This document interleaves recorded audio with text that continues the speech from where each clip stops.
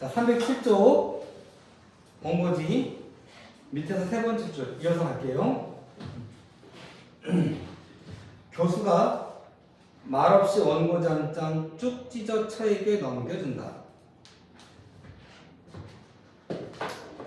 처는 빼앗듯이 원고지를 가로채더니 자루 안에 쓸어 넣는다. 그리고 300환 됐네요. 그러니까 지금 원고지 한 장 쓰면 300환을 받나봐요. 환이라는 게 좀 익숙하지 않죠? 원 전에 단위가 환이었어요. 자, 저도 환 단위를 쓰진 않았지만 돈은 본 것 같아요. 그래서 500환 이렇게 해가지고 500환짜리 지폐에 있었던 것 같아요. 자, 어쨌든 300환 물질적 가치로 환산하고 있다고 그랬는데, 그러니까 남편이 아니라 거의 뭐 ATM기인 거예요. 재빠르게 다음 페이지의 번역을 끝낸 교수가 다시 한 장을 찢어 처에게 넘긴다. 처는 같은 행동을 반복하고 그러면 또 600환 이렇게 되겠죠. 자,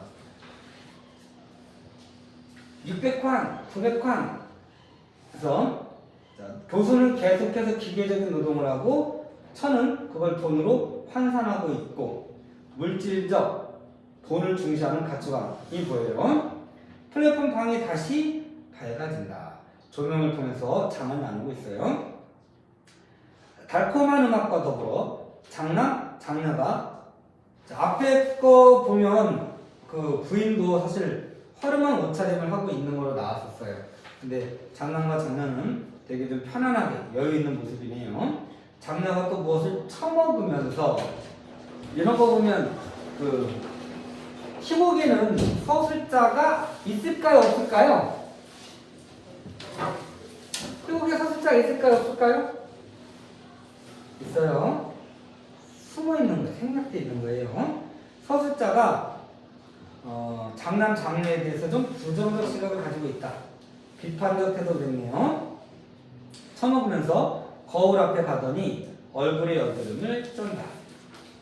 옆방에서는 여전히 교수와 처가 결사적으로 일을 한다. 반면에 애새끼들은 여드름을 짜고 있는 거예요. 왜곡된 가족의 모습을 있고요. 처의 요란스러운 샘소리가 3,000원을 훨씬 넘었다. 감독관이 다시 창가를 지나가며 기웃거리고 사라진다. 감독관도 중요해요. 자, 감독관. 현실에 존재하지 않는 관념적인 인물, 상징적인 인물인 거예요. 그러니까 구속과 억압을 상징해요. 교수를 억압하는 현실 상징이 되는데 구속과 억압의 현실을 상징하는 인물이 감독관이에요. 일하던 교수가 갑자기 붓을 놓고 쓰던 원고지를 보더니 슬그머니 미소를 짓는다. 만족감을 느끼고 있다 이런 거 아니에요? 뒤에 보면 있을 수가 있나? 원래 원고지 우리 일반적으로는 원고지 쓴 적 있나요? 초등학교 중학교 때 몇 자 원고지지 보통? 200자잖아요, 그죠? 근데 20줄짜리가 20칸이 10줄인 건가? 뭐 그렇게 되는데 여기는 199칸인가 뭐 그렇대요. 그런 게 있을 리가 없을 것 같은데 어쨌든 좀 덜 써도 되는 거지. 그래서 미소를 보인 거예요. 자, 190자, 10칸이군요. 190자 칸만 있는 원고지를 본 교수. 한 줄이 빠졌나 봐. 미소를 짓는다. 여기서 뭐 자기 일에 대해서 만족감을 느끼고 있다. 이런 식으로 하면 틀려요. 그러면 안 되고 일을 좀 덜 해도 된다는 것 때문에 해방감을 약간 느낀 거예요. 왜 그러세요? 참 신기한 일이야. 3,000을 겨우 넘었을 뿐인데 무엇이 신기해요? 속물적 태도였네요. 이 원고지 말이요. 다 200자 칸이 있는데 규격화된 일상 상징. 이 종이만은 190자 칸밖에 안 들어있어. 10자가 모자라. 어째서 그럴까? 원고지가 한결 크고 시원해 보이는군. 마음이 탁 트이는 것 같다. 이상해. 그러니까 지금의 과도한 업무에서 좀 벗어나고 싶은 마음. 벗어났을 때 자유로운 해방감을 느낄 수 있다는 거예요. 그래서 규격화된 일상에서 벗어나고 싶은 마음 그랬고, 교수는 여전히 미소를 지으며 전면을 바라본다. 이때 무대 전체가 어두워지고 시나리오로 내신이니까 시나리오로 각색하면 뭐 F5에 해당이 되겠는데 아니다. 전체가 어두워지고 스포트라이트가 교수만을 포착한다. 꺼졌다가 스포트라이트가 들어오는 것인지 뭐 그럴 것 같긴 해요. 자, 교수만을 포착한다. 자, 잠시 모든 것이 조용해지며 과거를 상기시키는 감상적 음악이 고요히 흘러나온다. 자, 여러분들도 아마 어디서 잡을지 모르겠는데 이때서부터를 잡아도 좋고 아마 여기서 잡을 것 같아요. 과거 해상 교수 전면에 또 하나의 스포트라이트가 투사되며 천사가 역시 미소를 지으며 가벼운 발레를 치며 들어온다. 자, 천사도 중요하네요.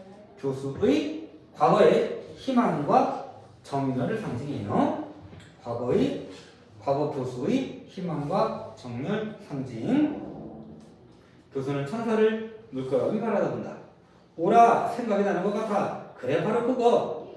열정과 희망이에요. 그거 나를 완전히 잊은 줄 알았어요. 천사. 그러니까 문제 나올 때 천사가 자기를 기억할 것이라고 기대를 하고 들어왔군. 문제 중에 있어요. 스틱에 틀린 거예요. 잊어먹었을 거라고 생각했어요. 일어서며 그러니까 지금 현재 교수는 희망도 없고 열정도 없는 삶을 살아가고 있다 이렇게 볼 수 있겠고 분명 그래 아직 잊질 않았어. 나의 희망, 나의 정열의 옛 모습이야. 짓고일만 기억이 아직 남아있군요. 언제 어떻게 돼서 당신과 헤어졌는지 모르겠습니다. 희망과 열정을 어떻게 해서 이뤘는지 모르겠습니다. 나에게도 불타는 듯한 정열이 있었어요. 그래요. 생각이 납니다. 밤을 새워가며 아름다운 노래하고 진리를 위해 온 생애를 바치겠다라고 떠들던 때 희망을 가지고 열정적으로 이상을 추구하던 때예요. 아, 꿈같은 시절이었습니다. 당신이 왜 나를 버렸어요? 당신이 나를 떠났지요. 당신을 돕고 싶습니다. 그러나 이미 늦었어요. 나한테 되돌아오기는 너무 늦었어요. 내 꿈을 도로 쳐주십시오. 생각할 힘을 주시오. 요즘은 통 사고를 할 수가 없습니다. 이 원고지하고 뒤에가 상행하고 묶어서 나와요. 그죠? 김광규의 상행이라고 하는 시하고 묶어서 관례복합이에요. 여기서 지금 말하는 사고, 어떤 합리적, 물리적 사고, 뭐 이런 걸 말해요. 지금 아무것도 나와 있진 않은데, 문장을 보고 할까? 여러분들도 책 없으니까, 여기 나오는 생각은 이렇게 나오네. 한번 써볼까요? 수특이 있는 거니까, 생각할 힘을 주셔야 돼. 생각 있죠? 그 다음에 옆에 사고도 마찬가지예요. 그 문제, 수특 문제 5번에 3번에 있는 답을 여기 써볼게요. 써볼게. 자, 생각에다가 희망과 정열을 깨닫고, 어디냐면요. 어디쯤이냐. 하단에 내 꿈을 도로 찾아주십시오. 생각할 힘을 주셔야 되는 생각. 희망과 정열을 깨닫고 실현할 수 있는 이성. 희망과 정열을 깨닫고 실현할 수 있는 이성. 한마디로 이성이에요. 요즘은 통 사고를 할 수가 없습니다. 사고할 필요가 없어요. 이미 사고가 난 거예요. 이거 중요하네요. 동은 이의어를 하면요. 교수현실 비관적임을 나타내야 되는데 어쨌든 동의어를 이용한 언어 유희예요. 자, 언어 유희 개념 정리한거에 일부 넣어놓긴 했어요. 넣긴 넣어놨는데 동의어 문제 내기가 되게 편해요. 그래서 아마 나올 확률이 굉장히 높다고 볼 수 있겠어요. 여러분 언어유 기억나는 거 있어요? 공산탈춤 배웠어요? 조금밖에 안 배웠죠. 거기 공산탈춤에 그 양반이라고 하는 말을 가지고 언어유 하는 부분이 있어요. 양반 나오신다고 하니까 진짜 양반인 줄 아지 마시고 대가죽 양자에 대다리 소방 지금 공간이 없으시죠? 309쪽 같은데 우측 밑에 같은데 하나에서 적으면 되겠네. 대다리 소방 간자 쓰는 양반 나오신단 말이요.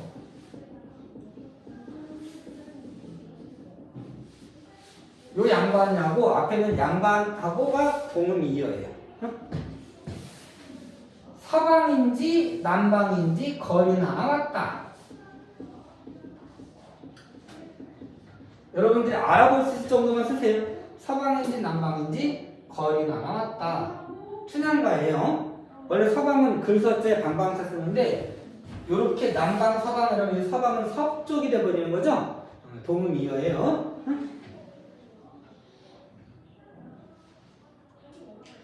우리 그 한시 중에 김삿갓 씨 나온 거 있었어요. 기억나세요? 우리 배운 적 있지 않아요? 김삿갓.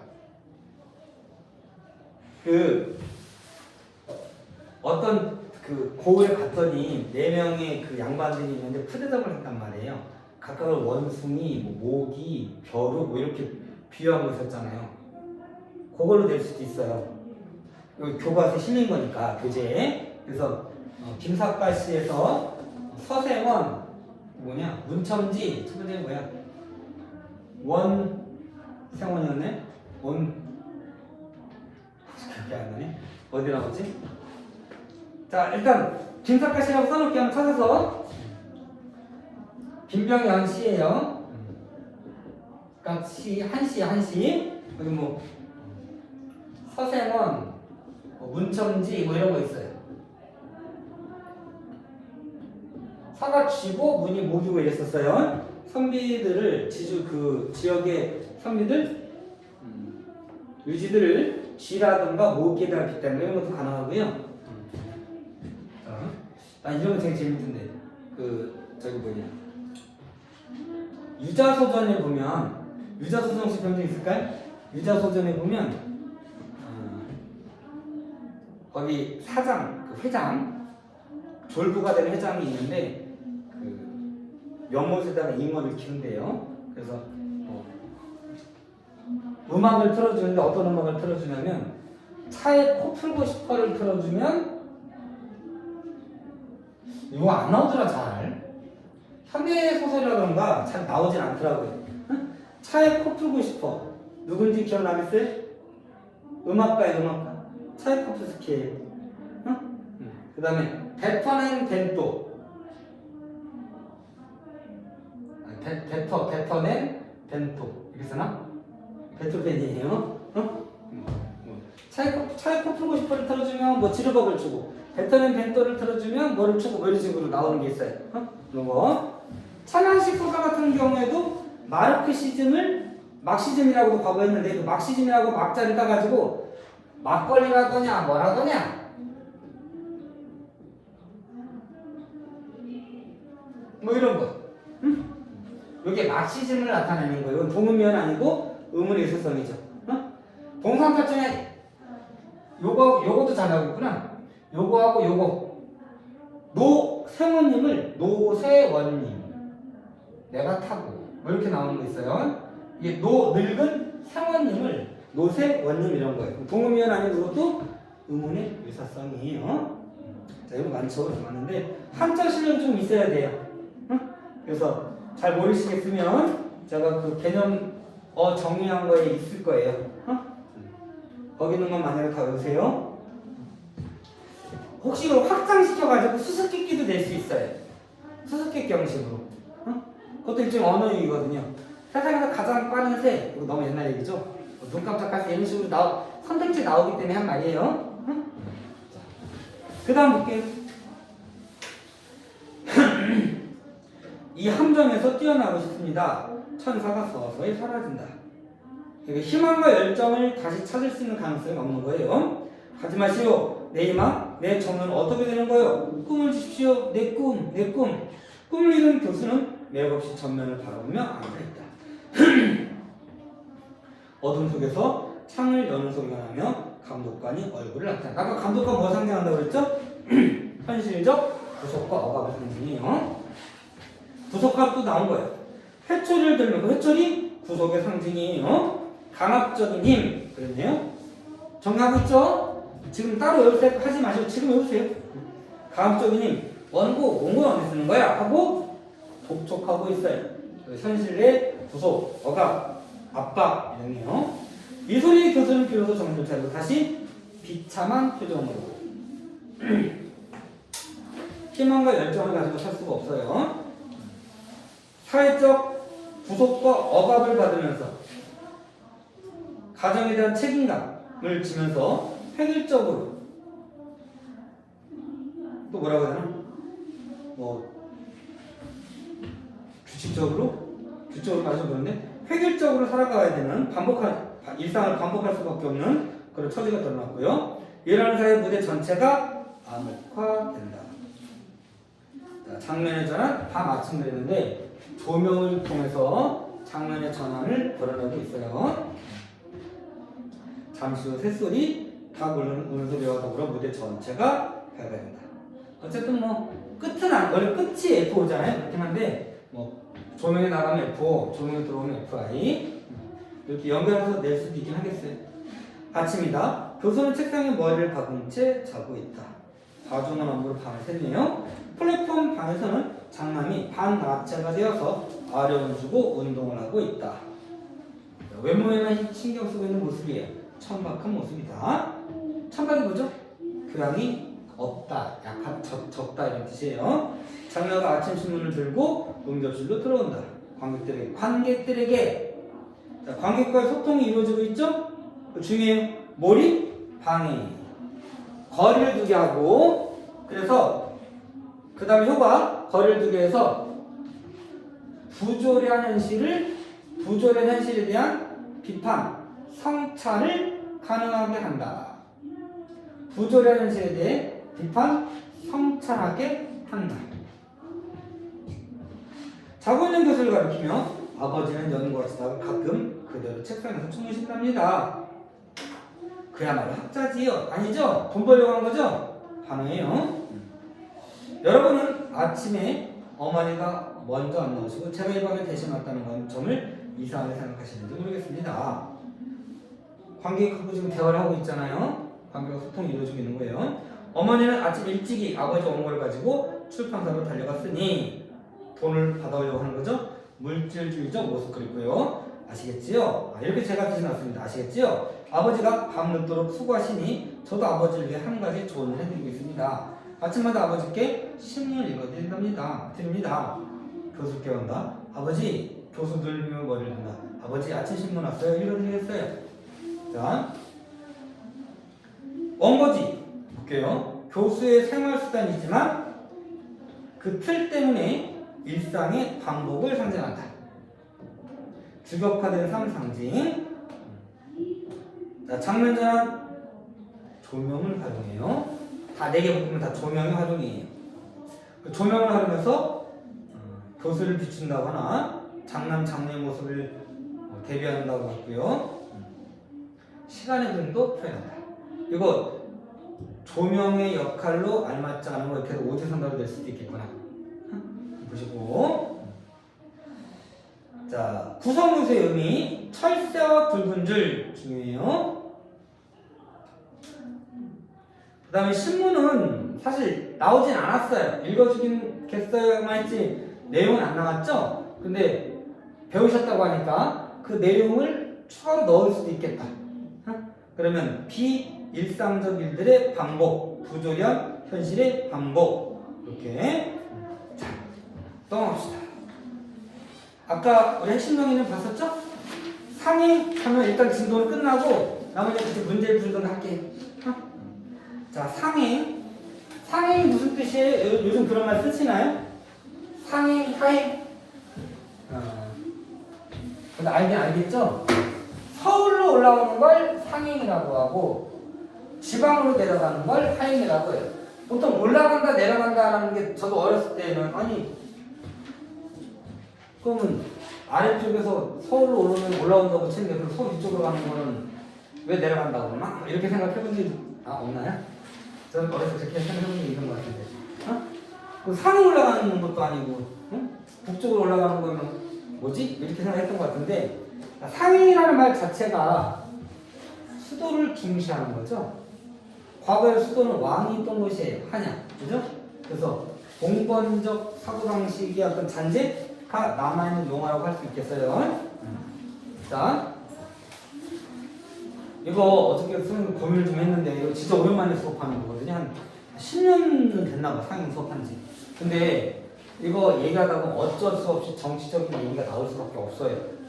그래서 이거 어떡할까 아주 고민이 좀 되던데 요즘 학생들이 그거 그러던데 정치 진짜 민감하게 관심 있는 학생이 있고 완전히 그냥 거리를 두는 학생도 있고 고3쯤 되면 사실 약간은 정치 좀 알고는 있어야 될 것 같긴 한데 여러분 대학교 1학년은 20살 때 언제 투표하는 거예요? 20살 때 투표하나?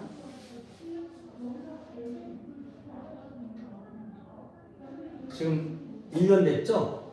2년 차죠? 횟수로는 2년 차지. 좀 군대가 있을 수도 있겠다. 응? 군대에서 투표할 수도 있겠는데. 근데 어쨌든 자, 요거는 천 전체 상황과 관계없이 과거의 독재 정권과 관련해서 좀 생각을 하고 갈게요. 응? 자, 저는 어렸을 때 기억이 그런 건 있어요. 어렸을 때 학교에 갈 때 일단 왼쪽 예를 들어서 왼쪽에 벽이 있고 오른쪽에 도로가 있다. 그러면 사람은 왼쪽 평행이에요. 그래서 뭐 여기 이제 도로가 말랐게 왼쪽에 인도가 있고 도로 있고 인도 있고 그럴 거 아니에요? 그렇다 무조건 왼쪽 이쪽에 가는 건 아니고 자 이쪽 인도로 갈 때 앞으로 가는 사람 이렇게 있으면 반대쪽에 이렇게 반대로 가요. 이렇게 상상을 한번 해보세요. 우리 도로에서 사람들이 그냥 술 마시지 않고 가잖아요. 그렇지 않아요? 근데 사람들이 다 왼쪽 벽에 붙어갖고 일을 쫙 가고 있는 거예요. 그 다음에 가로수 나무 있는 쪽도 반대로 가고 있고. 상상이 돼요? 무시무시한 생각 안 들어요? 별 생각 없나요? 나중에 제가 그 얘기한 적 있나? 나중에 이퀄리브리엄 지금 최근 영화에 한 10몇 년 된 것 같아요. 오래됐죠? 10년 된 것 같아요. 거기에 그런 비슷한 내용이 나와요. 로봇이나 요즘 말하는 AI, 컴퓨터가 지배하는 세계죠. 인간성을 다 없애버리고, 약을 먹여가지고 인간성을 다 없애버리고, 아들이 아버지 고소하고, 고발하고, 아버지가 아들 고발하고, 그리고 화형이에요. 뭐 그런 사회예요. 그런 이미지. 자, 왼쪽으로 무조건 가고 왼쪽으로 오는 거예요. 학교에 들어갈 때에도 바로 정면에 건물이 있다고 해가지고 건물 직방으로 가면 안 돼. 돌아서 가야 돼. 이렇게. 항상 왼쪽으로. 그 다음에 15일 되면 지금은 민방위 날이 바뀌었죠. 여러분 민방위 날 훈련하는 거 보신 적 있어요? 최근에 못 본 것 같은데 나는. 응? 민방위 날 가면 김장, 김치 담그는 그 큰 비닐, 사람이 들어갈 정도의 큰 비닐 들고 가요. 가서 점심시간 이럴 때 엥 하고 그 사이렌이 울리면 그 비닐봉지를 가지고 밖으로 나와가지고 나무 같은데 벽담 이런데 담벼락 이런데 가서 그거 뒤집어 쓰고 엎드려서 그걸 훈련을 했어요. 전쟁을 이기는 거죠. 피난 훈련 하는 거예요. 저녁에는 등하관제하고 그 다음에 지금도 학교에 태극기는 있죠? 태극기는 있을 텐데 옛날에 박정희 대통령 사진도 있었던 것 같아. 전두환까지도 있었나? 모르겠네. 응? 그 다음에 청소년 수련회에 가서 그 산이군인들이나 등등들 연설을 듣고 막 그래야 돼요. 무엇보다 이게 기억난다. 여러분 황지우 시에도 나타나는데요. 영화관에 가잖아요. 그러면 여기 최강 뉴스라고 써 있던데 지나가 어떻게 본 것 같아요.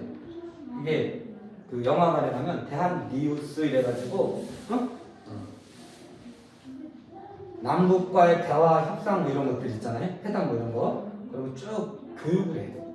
그리고 광고 이렇게 나온 다음에 본격적인 영화 시작하기 전에는 다 일어나야 돼. 영화관 안에서 일어나서 국기에 대한 경의하고 그럼 개인기만 흘러나와요. 하고 봐야 돼. 이게 제일 압권일 것 같다.